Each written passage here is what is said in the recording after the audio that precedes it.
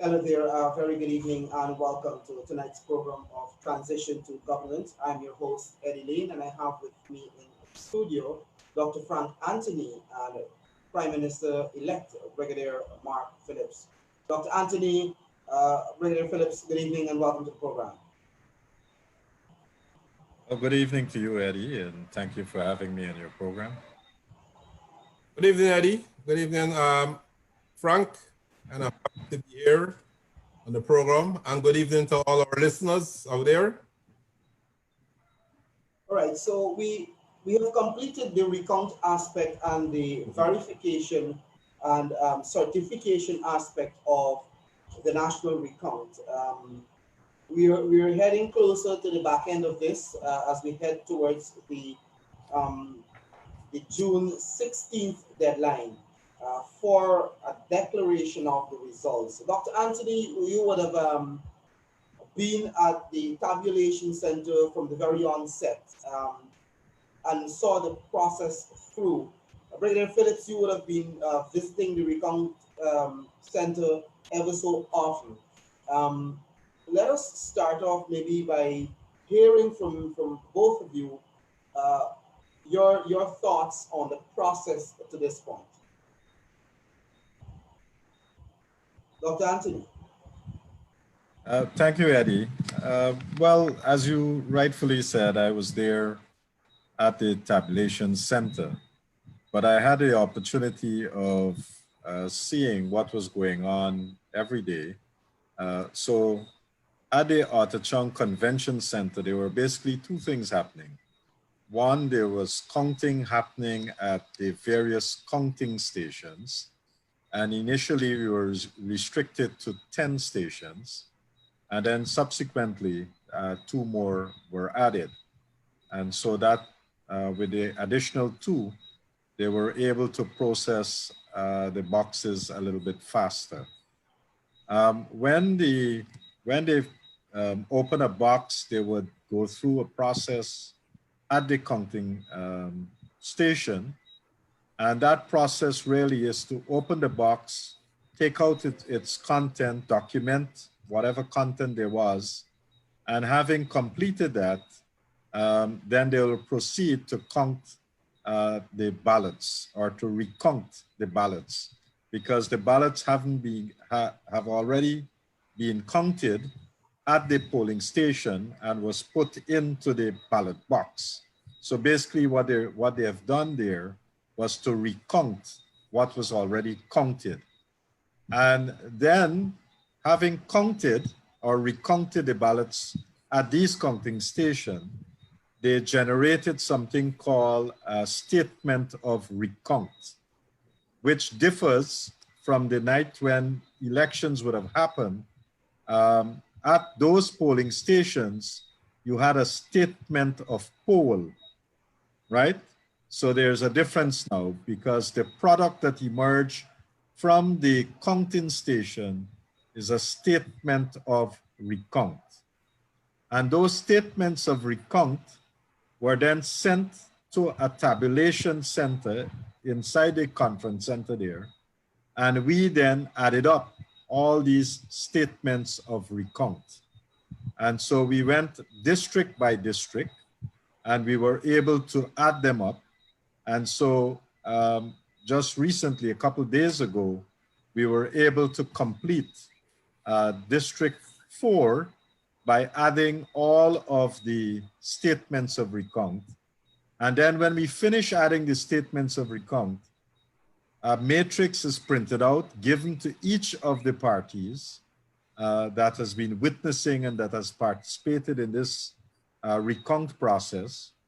And they would have sufficient time to go back to their parties, review those numbers that were generated at the recount, and then come back to the convention center for a certification process.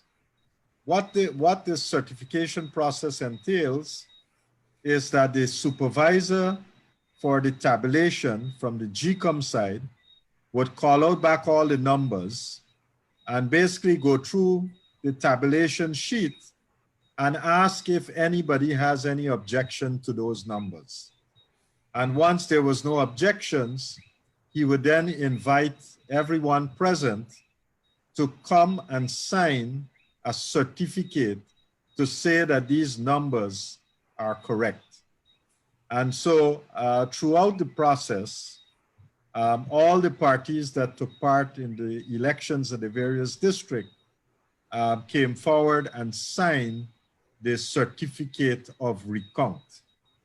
The APNU and AFC, who were there present throughout the process, with the exception of Region 1, where they signed, all the other regions, they did not sign the certificate. But all the other parties that took part did sign the certificate attesting to the accuracy of the numbers that came out in the recount. So I want to say publicly that, you know, we were there every single day, and the PPPC had a team in the tabulation room. There were 3 of us, and we can say that all the numbers that came up, that we were able to go box by box, and every single number that every single party got, we were able to verify that.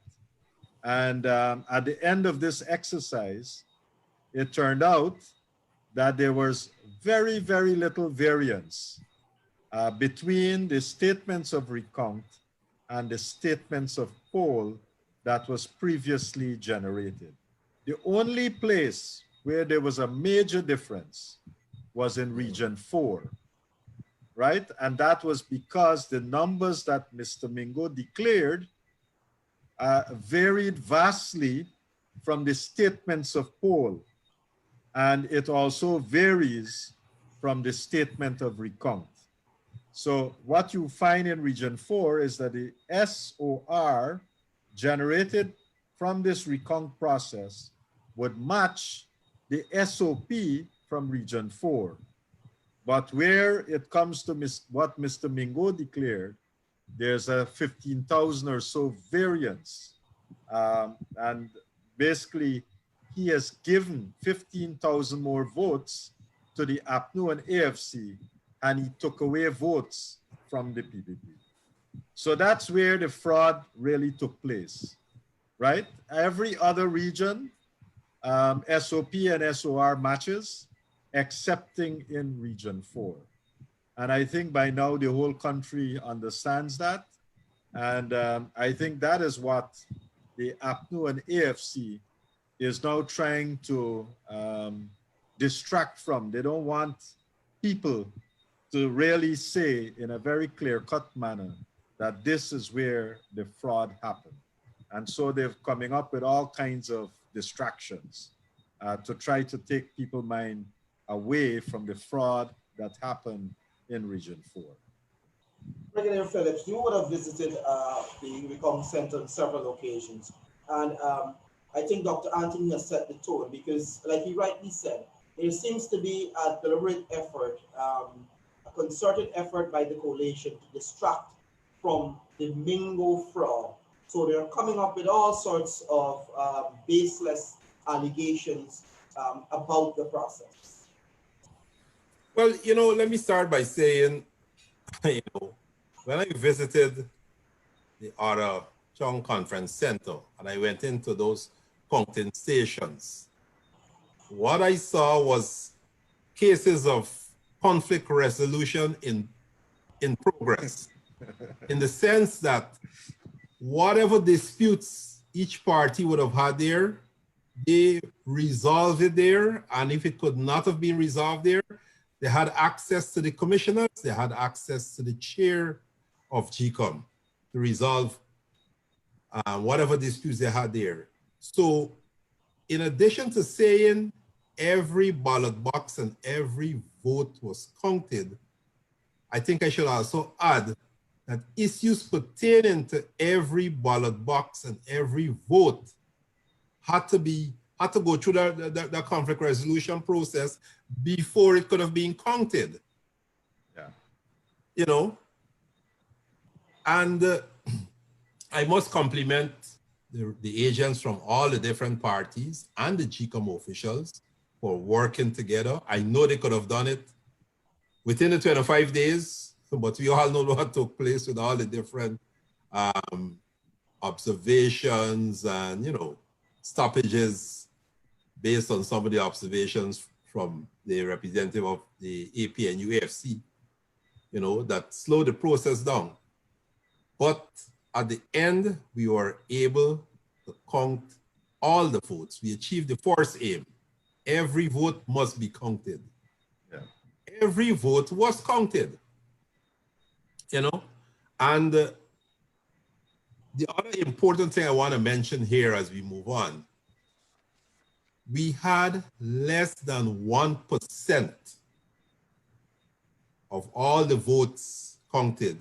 Less than 1% was rejected. Yeah. We had 460 something thousand votes counted and just about 4,100 rejected ballots. And in that group of rejected ballots, we had ballots that were rejected for the want of the official stamp. A small amount. And right away, I can use this statement to dispel one of the concerns raised by the APNU, that the joint services, that the discipline services votes were rejected for want of official stamp. We had 8,300, and I think 95% for the discipline services voted. And we had less than, I think, 500 votes that were rejected for want of the official stamp. So the discipline service votes were counted. And, you know, if I go on, there's so many other allegations made by the APNU. And they would like us to believe that only 100, I think 101,000 of those votes, according to them, were credible. So they were willing to throw away over 300,000 of the votes. But we have established from the statement of recount and from the certification that was signed for each district, 10 districts in all, as Dr. Frank Anthony mentioned, that all the votes were counted, all the votes were properly accounted for in the presence of the GCOM officials and the representative from all the parties. So we have successfully completed the recount. And I would like to congratulate GCOM and all the participating reps for the work that they put in for us to achieve that. So in effect, we have finished stage one.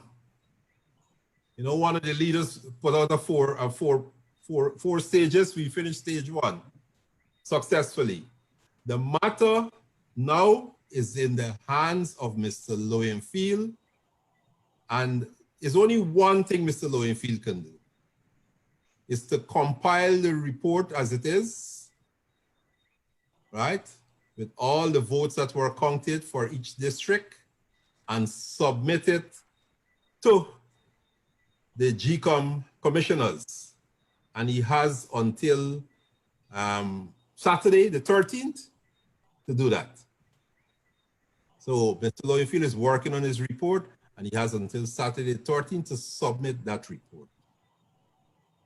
If I can add to you there, Brigadier, apart from taking the matrices and put them together for that report, I think it's important that we emphasize the fact that Mr. Lowenfield is asked to do just a summary of the observation reports. Exactly.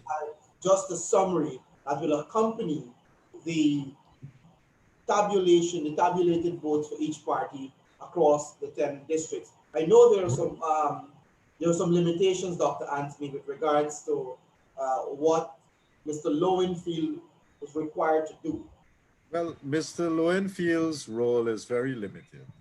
Mm-hmm. One is that the 10 districts already have certified results, and each of the political party has a certificate of those results. So that the authenticity, the accuracy of those results have already been certified. Exactly. Right? So each party now got certificates to say that this thing is certified. All Mr. Lowenfield has to do now is to add these 10 districts, the numbers that come from them, and he would get a number. And that then is submitted as part of his report, right? So that's one. Then just like how we have accumulated over this period and came up with an aggregated number for a district, similarly, for each district, you now have to do a summary report, right? So that after every district was completed, a summary report of the observation was generated. And so what Mr. Lowenfield now got to do is to take those reports, observation reports, not at each ballot box, the summary one. Yeah. And he now makes a summary of those 10. So it's even simpler for him because he is summarizing from the 10 district reports, right? And then he put that as part of his report. So the work is really, a lot of the work has already been done. And in fact, that is captured very explicitly in paragraph 12 of the order that was gazetted, right? So GCOM had gazetted an order, and paragraph 12 talks about the function of the chief election officer. And basically, he now got to take the certified results from the 10 districts and tabulate them and put that as part of his report, and then take this summary, make a summary of the observation report emanating from the 10 districts and put that as part of his report. So very simple thing, you know. So that when he does that and he put his report together, that is now sent to the commission, the chairwoman of the commission and the other commissioners, and they then would deliberate. Now, they give themselves adequate amounts of time because Mr. Lowenfield report is supposed to be in on or before the 13th of June. So he can send it way before that because a lot of this work has already been done. So he can send that early. And if he sends that early, then the commission can then start doing its work very early. But just in case, he has up to the 13th to be able to send that report in. And then the commission, the chairwoman and the commissioners have up to the 16th of June by which to make a declaration.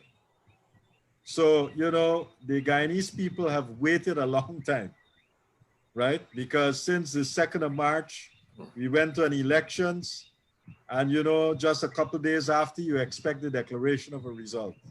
So we have waited quite a long time, and we are hopeful that, you know, this can sort itself out.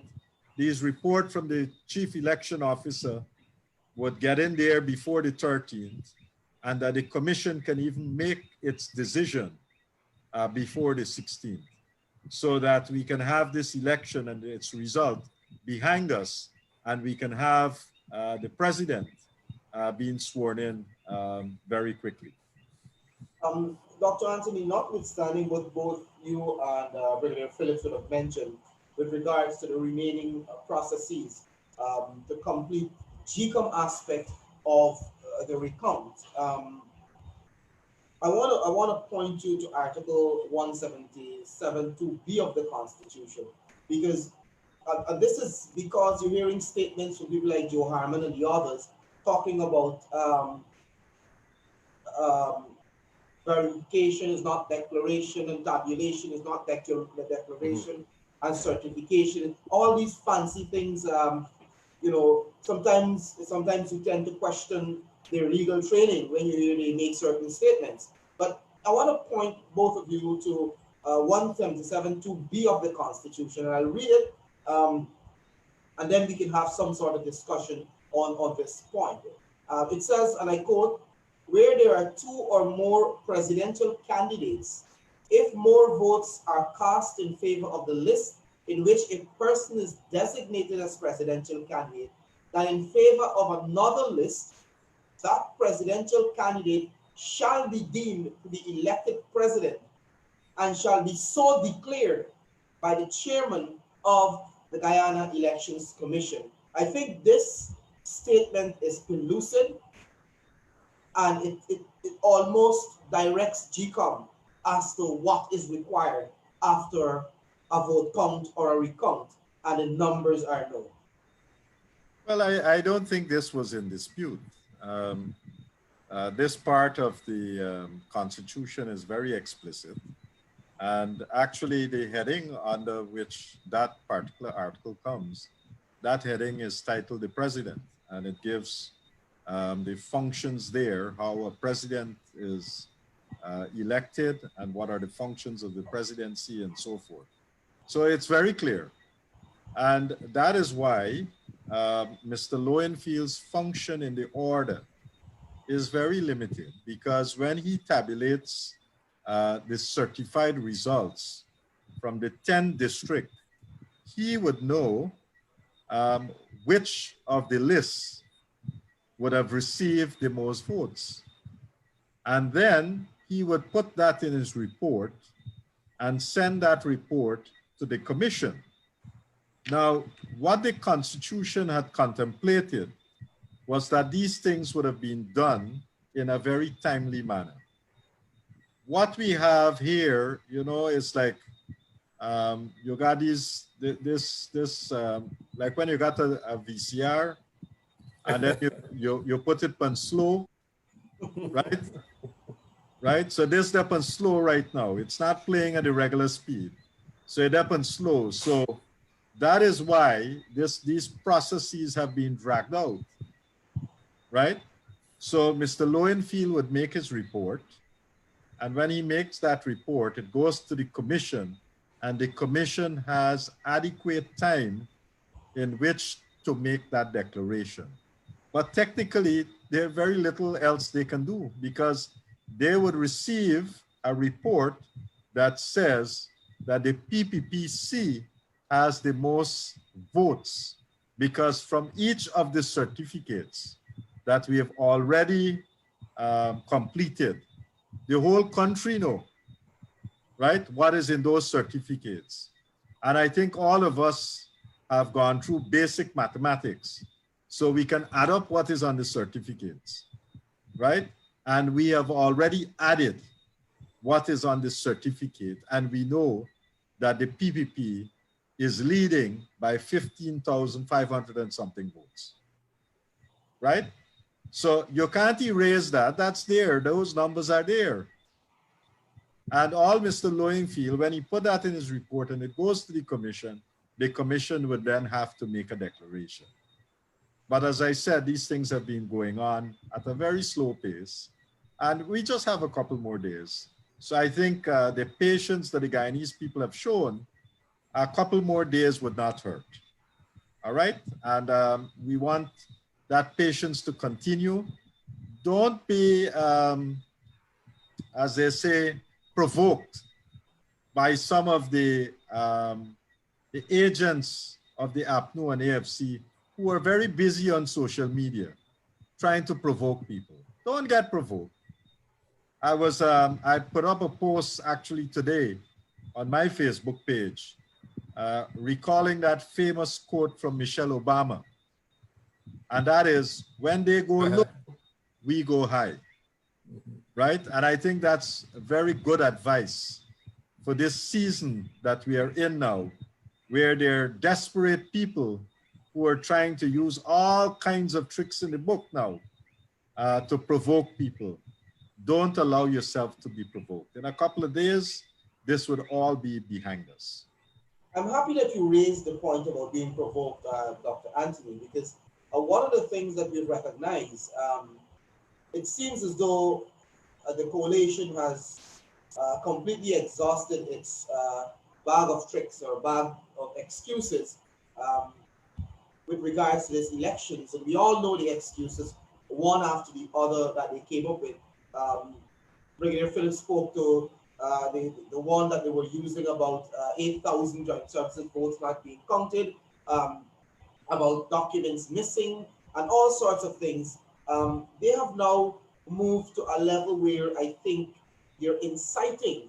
They've moved to inciting people, because I showed a video, I think last night and yesterday on another program yesterday, where you have people who are supposed to be representing the coalition, like the Christopher Jones, the Sharon Duncan, and so forth, where they are talking, using statements about Black vote matters and that kind of thing, trying to give the impression, and they're making comparison with the situation in Sophia, those votes that were disputed in Sophia, and what happened on the East Coast, and talking about the joint services votes not being counted.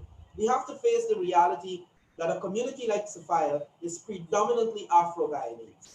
We have to face the reality that the majority in the joint services are Afro-Guyanese. But 1 minute, Eddie, just maybe to let your listeners and your viewers know that the box in Sophia had a number of PPP votes, because based on the statements of poll and when they did the recount, we know how many votes the PPP would have gotten there. Of course, APNU got more votes than us in that particular box, but the PPP lost votes there as well.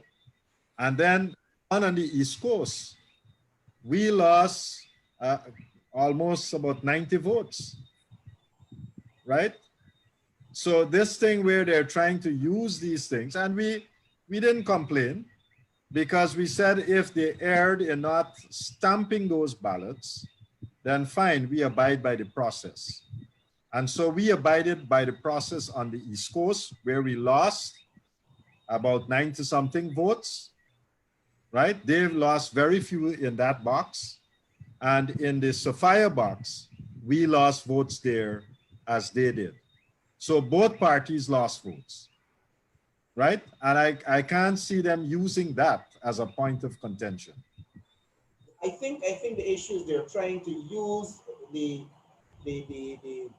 they're trying to rile up racial strife. I mentioned that, Brigadier, because I want to bring you in here. You were part of the delegation with the President-elect, yourself, Dr. Jagdeo, and Mr. Nandalal yesterday, meeting with the Commissioner of Police. And I understand that the issue of issues like these were also discussed during that meeting. If you can just update us in terms of that meeting itself. Well, the issue pertaining to this whole racial dimension, it was discussed indeed, but more in relation to what is happening on social media. Because, you know, you have a lot of what you call them trolls, and many of these trolls don't live in Guyana. Okay? They're commentators on social media, they live in overseas, and they tend to use that opportunity to rile up, you know, their followers here. You know, but when the situation becomes untenable in Guyana, they're safe somewhere outside of Guyana. And I think we need our people to understand that. You know, don't allow yourself to be misled, you know, to be emotionally wound up by these trolls, you know, and many of them are my Facebook friends too. So whenever they post something, I see it. And indeed, we did mention to the police force that, you know, as part of their cybercrime operation, they should really be monitoring the activities of these commentators on social media who will want to use this election situation in Guyana now, right? And introduce this whole issue about race, right? And, you know, racial discussion. And not racial discussion in the sense of racially motivated posts that could rile people up and lead to violence in our society. And that is unwanted at this stage of the game.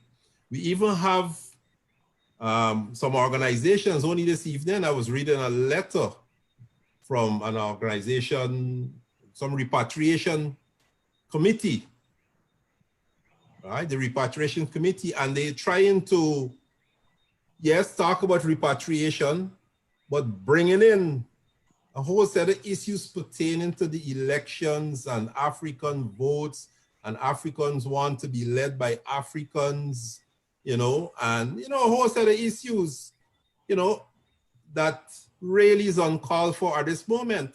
I'm an African Guyanese. I'm a proud African Guyanese, but I am a member of the I'm a member of the PPPC slate. Many African Guyanese are supporters of the PPPC, okay? And the reality that needs to be registered to all Guyanese is that many African Guyanese voted for the PPPC. And that's why the PPPC won. The PPPC could not have won this election only on votes from Indian Guyanese. Many Indian Guyanese, many Amerindian Guyanese voted for the APNU AFC. So I think they should keep the issue of race outside of this discussion. This is a discussion of democracy in Guyana. The reality is that the people voted for the government that they want to lead them for the next 5 years. You know, all of us had campaigns throughout the length and breadth of Guyana. You know, the Guyanese people listened to us and the Guyanese people voted. And it's a clear message that the Guyanese people, in the majority, wants the PPPC to form the government to lead Guyana for the next 5 years. You know, so that's a message that was clear in the numbers of the election on March 2nd. And again, you know, it was confirmed in the recount. Notwithstanding what Mr. Mengo tried to do, and perhaps, you know, we need to call Mr. Mengo name with every discussion on this election, because the only fraudulent act that can stand up in court, the only fraudulent act that has some credibility in the courts of Guyana is the act committed by Mr. Mengo, you know, with regards to the District 4 verification process that he aborted, you know, and then used some fictitious figures, as you heard that Dr. Frank Anti mentioned, you know, giving over 15,000 votes to the APNU AFC that they didn't, you know, warrant. Nobody voted for them to get those 15,000 votes. And then he took away about 3,000 votes from the PPPC. This is a matter that should be before the courts. And I hope that at the end of this declaration, GCOM will continue with this matter, have it properly investigated, and collect all the evidence and place it before the court.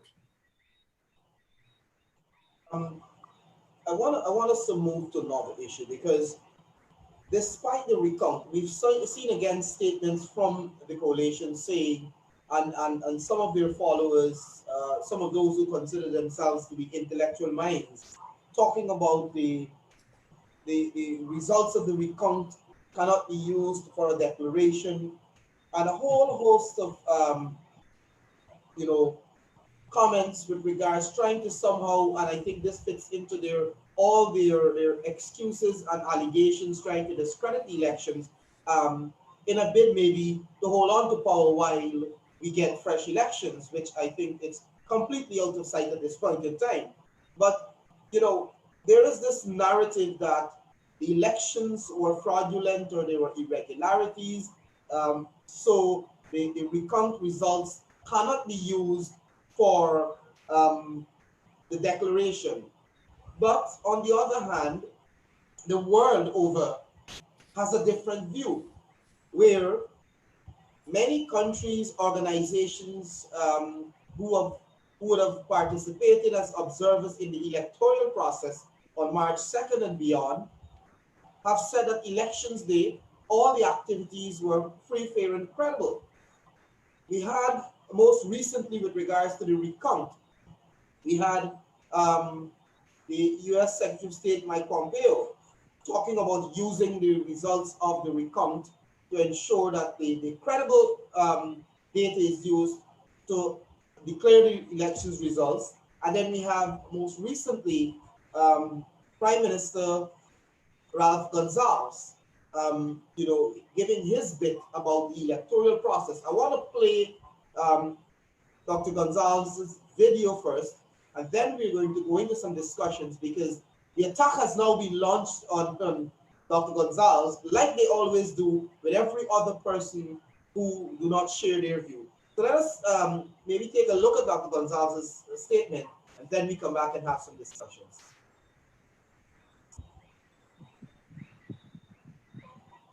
The phone and WhatsApp, but there was been some recent developments in the latest result. Yes. For quite some time, and it is transferred that we see.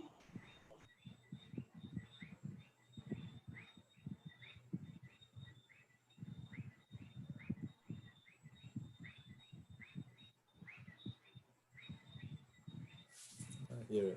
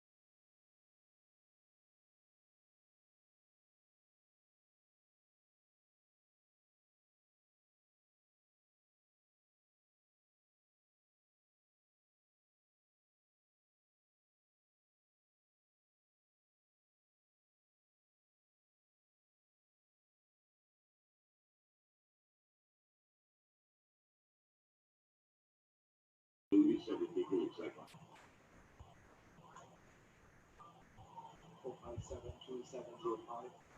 Or I understand you guys weren't able to hear Dr. Gonzalez there. He stated that this can be gleaned from the I public statement nation's accounts. I do apologize there. Um, Let me just say it quickly because I don't want to go back over all 4 minutes of that video. And I suspect both of you would have seen the video earlier. And for the viewers who haven't seen the video, I would encourage you to go to the People's Progressive Party Civics Facebook page. The video is there. In essence, what Dr. Gonzalez would have said is that there were no complaints on elections day by anybody, any one of the stakeholders about any problems with the process. They all accept that the process was free and fair. The problem came with the count of the vote, particularly in District 4, when Mr. Mingo abandoned the statements of poll and moved to using a spreadsheet with fictitious numbers. His point really is that once GCOM has no other option but to use the data from the recount, the information from the recount, the numbers from the recount to declare a winner. He made it absolutely clear that CARICOM will not allow anyone to steal an elections and that he stands with democracy. The problem is, Mr. Gonzalez, Dr. Gonzalez, my apologies, since his statement has now come in for a lot of attack by the coalition. This is a trend. This has been a trend. So all of a sudden, we start talking about sovereignty. We start talking about why people shouldn't interfere in our affairs. And I think totally oblivious of the fact that we're living in a global village. Dr. Anthony? Well, I mean, we have seen this throughout the electoral process, that when somebody make an objective statement about the process and what has happened, that the APNU and AFC would turn on them and attack them. So we have seen this trend over this period of the elections. Bruce Golding, a former Prime Minister of Jamaica, was here as the head of the OAS team. When he presented the report to the OAS, after that report was presented, you see there was an attack on Bruce Golding. Owen Arthur was here as the head of the Commonwealth team, another former Prime Minister, a former Prime Minister of Barbados. When Mr. Arthur, well, they haven't done their final report as yet, but while he was here, and when they made statements pertaining to how the Minister of Foreign Affairs had harassed them and threatened them with taking away their accreditation, suddenly they got into the APNU AFC bad books, right? So we have seen this pattern. The United States, who have remained engaged from the beginning of this process and continue to be engaged at a very senior level with the Secretary of State, Mr. Mike Pompeo, talking about this process, and more recently would have mentioned that we need to use what emerges from the recount to make the declaration. So what Prime Minister Gonzalez have echoed is not nothing new. The main reason for doing a recount is a simple thing, and that is we need to get back the results of the elections, and we have all agreed that the way to do that, we are going to go and open the ballot boxes, we are going to count what is inside, and then we are going to certify what we have counted, and then we are going to use that to make a declaration. So I don't think there was any doubt in anybody's mind about this process. And that process is clearly laid out in the order that GCOM has printed, right, and gazetted. So we started out, we opened those boxes, we look at what is in there, we have counted what is in there, we have generated a statement of recount, we have tabulated those statements of recount, and now Mr. Lowenfield basically got to write his report and add the various districts up together so that we can have a national level declaration. That's all he has to do. So the process in everybody's mind is clear. If we were not going to use the statements of recount to tabulate them and to then declare the elections, then why did we do a recount process? Why did we engage in a recount process? The mere fact that President Granger and Dr. Jagdeo agree with the CARICOM people to go and do a recount means that once you open the box and you count them and you tabulate them and you certify them, then those numbers are the numbers that you are going to use to declare the elections. They can't be nothing else. So this last minute trying to now that you're staring defeat with these numbers, that you now want to go back and revert back to the fraudulent numbers of Mingo, then something got to be wrong with you, right? So suddenly APNU, in finding favor with the real numbers that emerge out of the box, they want to discredit those numbers that people sat for the last 30-something days and counted, and these numbers emerge out of these boxes, real numbers. And these numbers have now been certified. And everybody agree with this certificate coming from every district, right? Even them, they sign off on Region 1.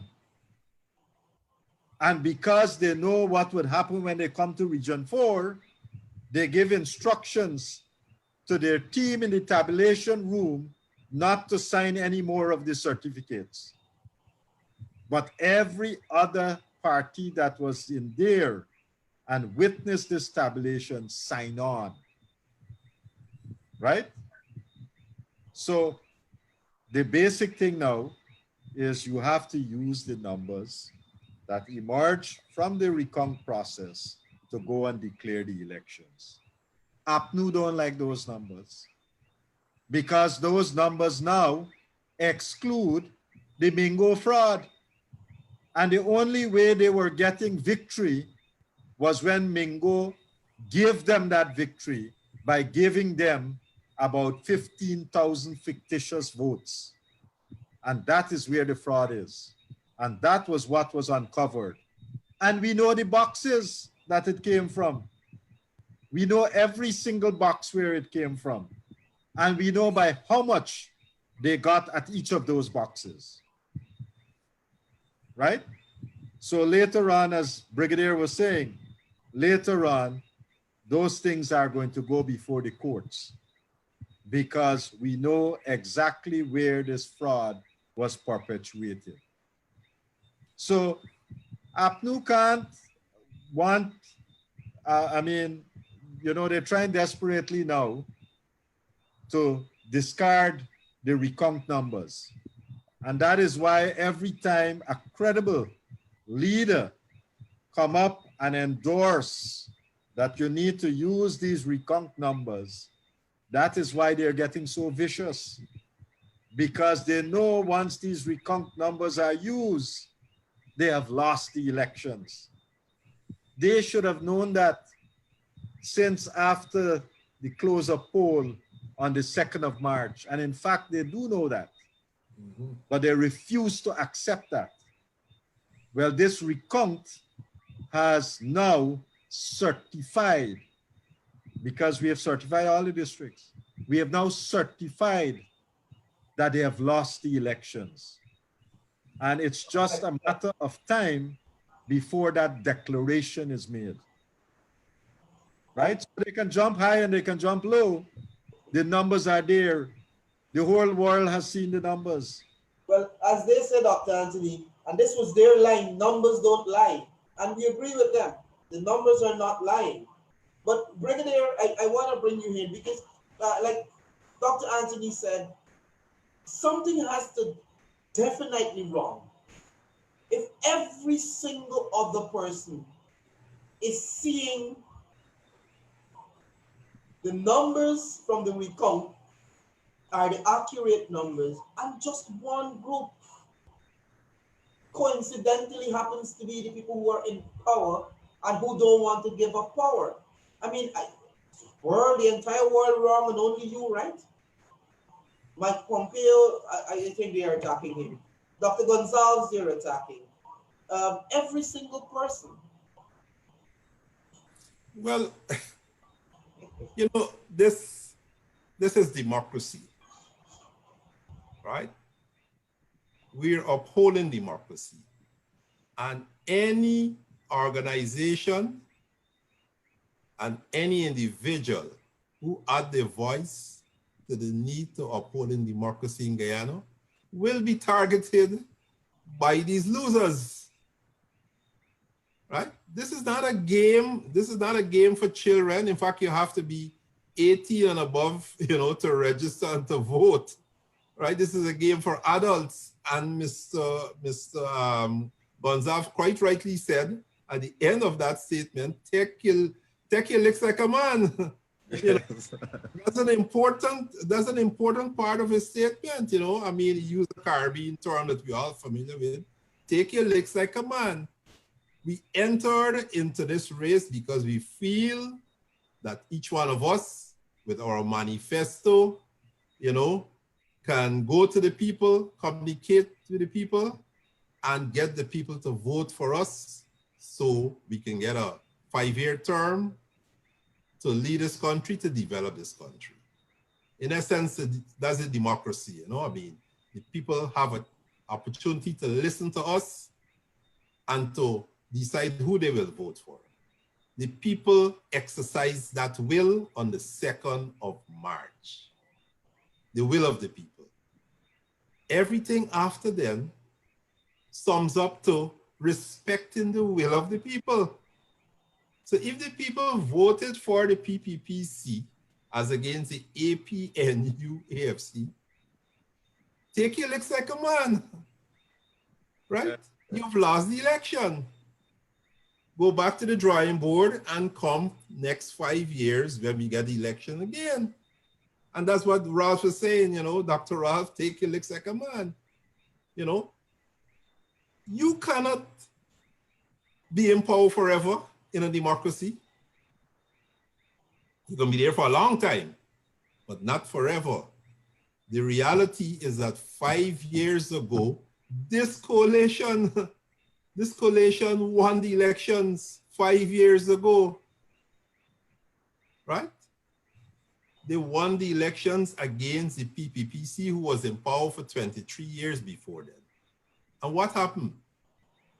The PPPC never said, look, we will not or we should not lose an election. The PPPC respect the will of the people.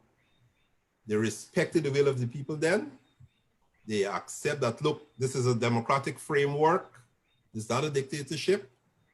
And the will of the people, once respected, you have to now adopt all your actions to suit that. And they demitted office. The results came out and they demitted office. And they went back to the drawing board and they came up with a strategy, a winning strategy. This coalition is operating as if they're not ready to leave office, but fine. Nothing wrong if they're not ready to leave office, but your reality is that you have to win the election to remain in office. They've lost the elections. And the earlier that they stop lying to their supporters and communicate to the supporters that we have lost these elections, you know, is it better for us and better for their supporters. And not to have their leaders going on social media and criticizing their own polling agents. the whole polling agency are criticizing for doing a bad job, you know. And then you had what they should have had Operation Eagle Eye before, and now they're doing the Eagle Eye as part of the recount. This recount started with them doing an Eagle Eye, and then afterwards, you know, it suddenly changed. They don't want nothing to do with the recount any longer. Because you know why? As Dr. Frank mentioned, by close of business on the 3rd of March, they were in possession, just like us, they were in possession of the statement of polls from GCOM. And they did the same thing that we did. They tabulated those statements of poll, and they knew that they lost these elections. They knew that they lost these elections then. And that's why Mr. Mingo, and you know, it's important Mr. Mingo goes before the courts, because I would want to say Mr. Mingo did not act it alone. And we need to have this case before the court so we can get to the bottom of it to find out who were the collaborators with Mr. Mingo. Who were the collaborators with Mr. Mingo? You know, very important. Well, I guess all of that would come out later on. Certainly. But you know something. They're talking about this Operation Eagle Eye, and maybe that's meant to say that they're going to have eyes on the process, and they're going to be looking at this process in such a detail. But you know the problem that they have. Maybe they're looking and they're seeing, but they're not understanding what they're seeing, because the numbers are there. The numbers are there. And is not processing the numbers. Well, they have a problem with arithmetic. Telling them, yeah, the numbers are telling them that you have lost the elections, but somehow they got this mathematics, you know, they got a block to mathematics. You know, every time they hear this word mathematics, right, it goes wrong for them. Mm-hmm. Because you know, with no confidence motion, then you got all kinds of things they try with mathematics. And I understand now that in one of the columns of Kaitro News, them by said that the children now want Mingo to mark the paper. You give them extra, right? I mean, that's how people are making light of the thing. It's like you're going to a cricket match, right? And two sides playing, and the man was scoring the thing, decide to give one side more runs than the other. They may make the runs on the field, right? They may make nothing on the field, but this books scoring, he cooking the books, he giving them extra. And that is what happened in Region 4. Mingo was the scorer, he cooked the books for them. But he get catch. It looked like we Operation Eagle Eye catchy. Right? And that's what happened. Eagle Eye operation before. But the thing is, you know, Dr. Anthony Brigadier Phillips, the reality is, and I think the supporters of the coalition, many of them, have come to the realization that, look, these people are trying very, very hard to make us fools, because there is nothing you can do. When you look at the statements of poll and you look at the statements of recount, any sensible, rational person will say the PPP, the copies of the statements of poll that the PPP would have uploaded on that website are almost matching. If you look at Region 4 results, for example, where Mr. Mingo did the rigging and they increased the numbers. When you look at the statements of poll and you look at the statements of recount, the difference in vote for the APNU AFC between the recount and the statement of poll, 9 votes. 9 votes. Not 100, not 900, 9 single votes. So, I mean, your supporters are seeing this. Mr. Granger and his team need to recognize that the people have made a decision not to let them continue in office. Why? Because their legacy includes Durban Park, emptying the treasury, closing down Gaisuko, fire people, nothing that benefited the people of this country. I don't know which bubble they're living in to think that they did so much that they have a birthright to continue to rule this country. Well, you're forgetting the 200 taxes. Of course, those are You're forgetting the shortages in the hospital when people can't get their medication. You forget how they put taxes on some of these medication, Yes. right? So that ordinary people, when they're sick and they have to go to get certain services, that all these services were increased by 14%. Right? You're forgetting what they did with the old people, take away their subsidies for electricity, The take school away children. for water, took away the voucher from the school children, right? So in a increase very their salary short, by 50%. in a very short period of time, right? What this APNU and AFC cabal has been able to do was to antagonize almost every single Guyanese, right? Because if they may hurt you in one way, they hurt you in another way. And many times, they hurt you so many times over because with taxes. Imagine a man got to pay more tax and then you're not Kiev, right? How is that going to work? Then the old people in the house who they getting a little subsidy on the electricity or the water, right? You take that away. The child who was getting a voucher to go to school, you take it away. I mean, they have antagonized so many people that people decided long before this election that they had enough.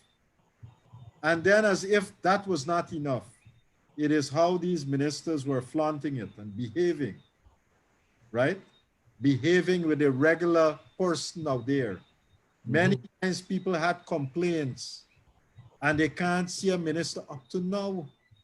When they try to go to their office to meet them, to discuss their problems, they can't see them.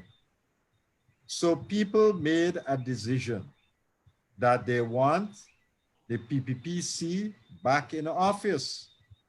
And when we were campaigning, you ain't here we go cuss up people.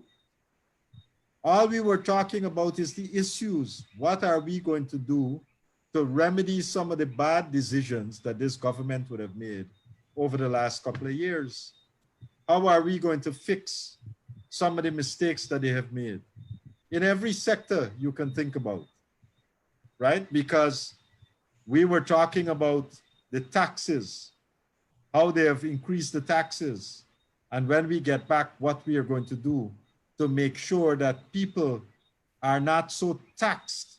Because if you're taxing them so much, basically where they're going to find money to spend on other things. And so people were listening to what we were saying. Look at employment. Over the period that this government has been in office, right? More than 30,000 persons have lost their jobs in various sectors. Sugar has been highlighted because that was one of the largest ones. But look at what happened in the timber industry. Look at what happened with the small miners, right? So there were many, many people who were affected. And that was why people voted them out. And now that they've been voted out, they still didn't want to come out, right? But you know, you got a couple more days and the declaration would be made, because the process that we have agreed to is a very clear and explicit process. I know some people are worried because they're hearing some of the propaganda. They're hearing suddenly that they went and vote, but somehow their vote are not going to be counted. But imagine this, APNU is willing to use the numbers that came with the Mingo package, the fraudulent package. But the real numbers that came from the recount, they said that that is not credible. But what Mingo did and the declaration before is somehow credible. It's not the same elections. It's the same People are election. delusional. They're senile. I think this election has cost them their mental faculties. They've lost it. But you know, we got good mental health professionals in this country. And if they need some assistance, we can, you know, we can write them the referral to go. I'm sure the doctors in the PPP wouldn't mind writing them the referrals so that they can go and get some mental health checkup. I mean, when you hear the kind of nonsense that is being spewed, whether it's on social media, on television, or wherever, you're thinking, are these people logical? I mean, Because Doc, before you go on, Doc, if you listen to Harman is now saying little children went and vote. I think he gave an age group, you know, children. So you're right. You're right. Look, at the end of all of this is that we understand their desperation. We can empathize with them, right? They're clutching at all kinds of straws. Right now is the children's straw. Before that, they were clutching at that people go and vote. They didn't fly, right? They clutch at the army, votes weren't stamped, and the discipline services vote weren't stamped. When they were shown that that was a lie, now they're coming up with all kinds of other excuses.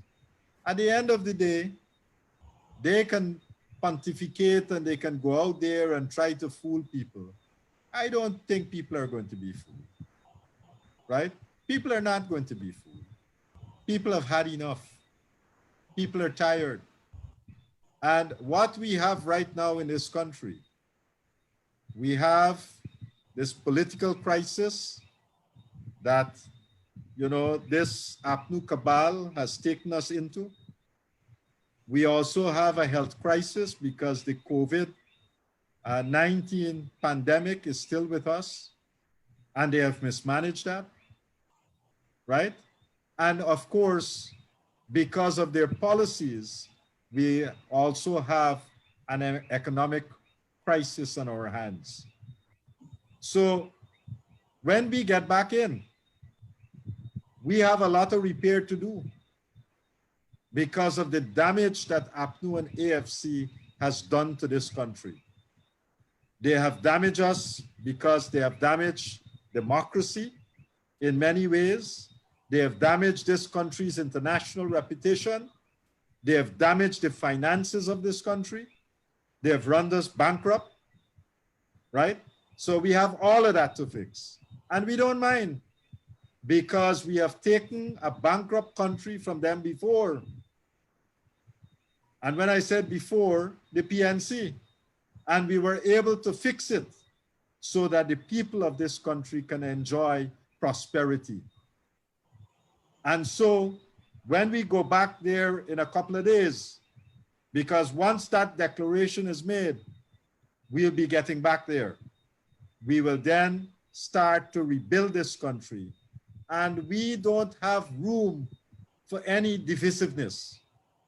This country can only go forward when every citizen of this country put their shoulder to the wheel. Because we have to operate as Team Guyana. When we operate as a team, then this country can move forward. So now is not the time for divisiveness as they're trying to do. Now is the time for us to come together as Guyanese brothers and sisters so that we can put our shoulders to the wheel and move this country forward. The time for foolishness done.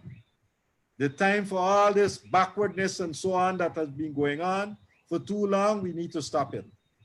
This country needs to move forward. And that is what the PPPC is all about. We want this country to go forward. We want us to come together as one nation, one people with one destiny. That is what it's all about. That's our national motto.